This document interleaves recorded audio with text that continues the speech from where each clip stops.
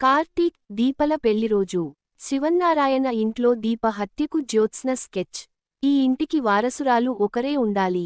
అది నేనే అయుండాలని కార్తీక్, దాస్లతో తేల్చి చెబుతుంది జ్యోత్స్న. నేను ఇప్పుడే వెళ్లి ఇంట్లో వాళ్లందరికీ నిజం చెబుతానని దాస్ అంటాడు. అప్పుడు నేను వెంటనే చస్తాను. నా చావు కేక మా అమ్మ విని గుండెపగిలి చచ్చిపోతుంది. భార్య మరణంతో మా నాన్న, కొడుకు చావుతో మా తాత అందరూ చస్తారని జ్యోత్స్న బ్లాక్ మెయిల్ చేస్తుంది. నా కూతురిని చూస్తుంటే నాకు భయంగా ఉంది. పాయింట్. ఏదో ఒకటి చేయి, నా కూతురు నాకు కావాలని కార్తీక్తో అంటాడు దాస్. మావయ్యని ఇంటికి పంపేసిన కార్తీక్ జ్యోత్స్నతో గొడవ పడతాడు. దీపని, ఆస్తిని అన్నింటినీ వదిలేస్తాను. నువ్వు నా మెడలో తాళి కట్టి నా భార్యను చేసుకోమని కార్తీక్ను అడుగుతుంది జ్యోత్స్న. ఆ మాటలతో షాకైన కార్తీక్, దీప ఉండగా మరొకరిని ఆ స్థానంలోకి తీసుకురానని తేల్చేస్తాడు. నేను కూడా అంతే.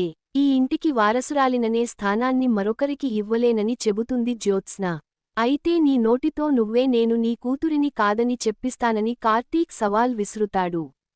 అది నేను కూడా చూస్తానని కార్తీక్తో అంటుంది జ్యోత్స్న. బయటికొచ్చిన జ్యోత్స్నకి దశరథ, శివన్నారాయణలు థాంక్స్ చెబుతారు. నీ వల్లే నా కూతురి ముఖం నేను చూడగలిగానని చెబుతాడు శివన్నారాయణ. పార్టీలో కార్తీక్ ప్రవర్తన తేడాగా ఉండటంతో దీపని నిలదీస్తారు కాంచన, శ్రీధర్. ఇంతలో కార్తీక్ వచ్చి దీపకి దిష్టి తీయడంతో అంతా షాక్ అవుతారు. ఇదంతా గత ఎపిసోడ్లో హైలైట్గా జరిగింది. మరి ఏప్రిల్ 7వ తేదీ 638వ ఎపిసోడ్లో ఏం జరిగిందంటే, కార్తీక్ కంటపడ్డ జ్యోత్స్న రిపోర్ట్స్. దీప హత్యకు ముహూర్తం పెట్టిన జ్యోత్స్న. దీపకు కార్తీక్ దిష్టి తీయడంతో ఎందుకు అని అడుగుతుంది కాంచన. కడుపుతో ఉన్న భార్య గడప దాటితే ఎన్నో కళ్ళు ఆమె మీద ఉంటాయి. అందుకే దిష్టి తీశానని చెబుతాడు కార్తీక్. అయితే అతని మాటలతో దీప, కాంచనలకు ఏదో అనుమానం వస్తుంది. అయితే రాత్రి పడుకునే ముందు కార్తీక్ను దీప నిలదీస్తుంది. జ్యోత్స్న, నువ్వు ఏం మాట్లాడుకున్నారు అని అడుగుతుంది. దాంతో కార్తీక్ షాక్ అవుతుంది. ఆస్తుల గురించే గొడవ జరిగింది. వీలునామాతో సంబంధం లేదు. నువ్వే సుమిత్ర అత్తకు అసలైన కూతురవని చెప్పానని అంటాడు కార్తీక్. అయితే దీప ఈ మాటలు నమ్మదు. జ్యోత్స్న సంగతి మనకి తెలిసిందే కదా, అలాంటి వాళ్ల గురించి ఎంత తక్కువ మాట్లాడితే ఎంత మంచిదని చెబుతాడు కార్తీక్. కాని బలవంతంగా ఆమెను నిద్రపుచ్చుతాడు. జ్యోత్స్న చెంప పగలగొట్టిన పారిజాతం. షాక్లో శివన్నారాయణ, సుమిత్ర జ్యోత్స్న నీ స్థానంలోకి రావాలని అనుకుంటోంది. నా మీద ప్రేమ ఒక కారణమైతే, ఆస్తి ఎటూ పోకూడదనేది మరో కారణమని అనుకుంటాడు కార్తీక్. ఇంతలో కార్తీక్కు పారు ఫోన్ చేస్తుంది. మనవరాలు నిద్రపోతుందా అని అడుగుతుంది. నా భార్య పడుకుందో లేదో తెలుసుకోవడానికి ఫోన్ చేశావా? నీ మనవరాలు జ్యోత్స్న కోసం ఫోన్ చేశావా అని నిలదీస్తాడు. ఈ పారిజాతం పవిత్ర హృదయాన్ని శంకించకురా అంటుంది పారు. మా భయాలు మాకుంటాయి. పాయింట్. ఎందుకంటే మేం పేదోళ్లం, మీరు రిచ్ అంటాడు కార్తీక్. నువ్వు పేదోడివి కాదు. ఈ పారిజాతం మనవరాలి మొగుడివి అంటుంది పారు.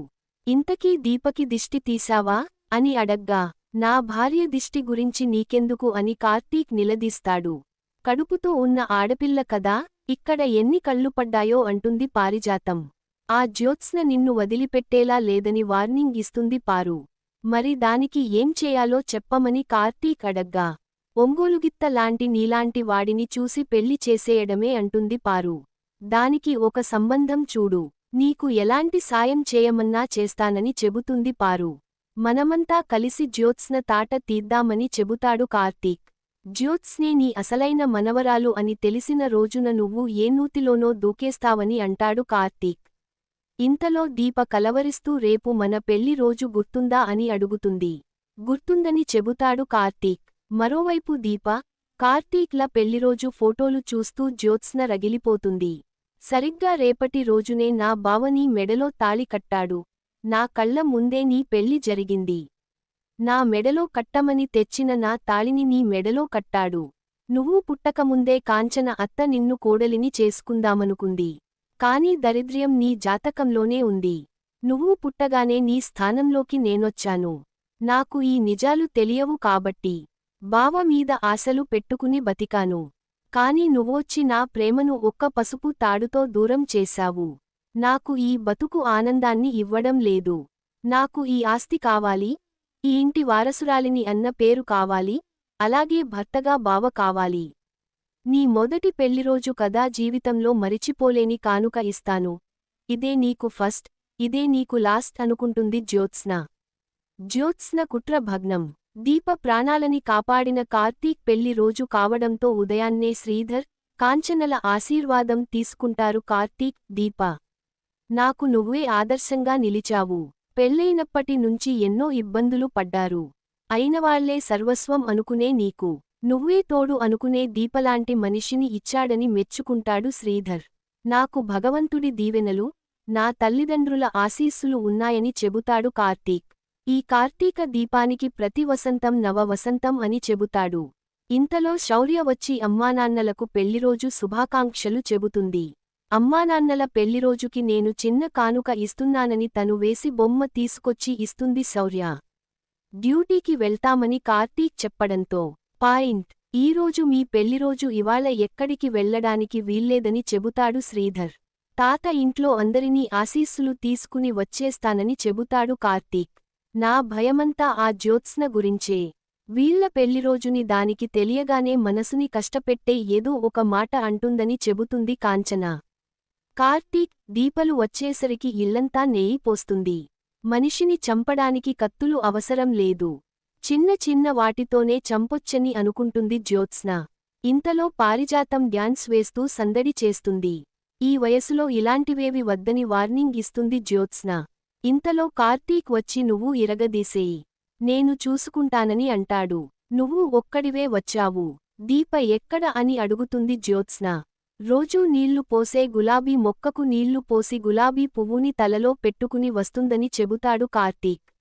ఇంతలో దీప కనిపించడంతో రా దీప, నీ గురించే ఎదురుచూస్తున్నానని అనుకుంటుంది జ్యోత్స్న. ఈరోజు కొత్త పెళ్లి కొడుకులా రెడీ అయ్యావని అడుగుతుంది పారు. ఇంతలో దీప నెయ్యి మీద కాలు వేసి జారిపడిపోతుంది. ఇంతటితో ఎపిసోడ్ ముగుస్తుంది.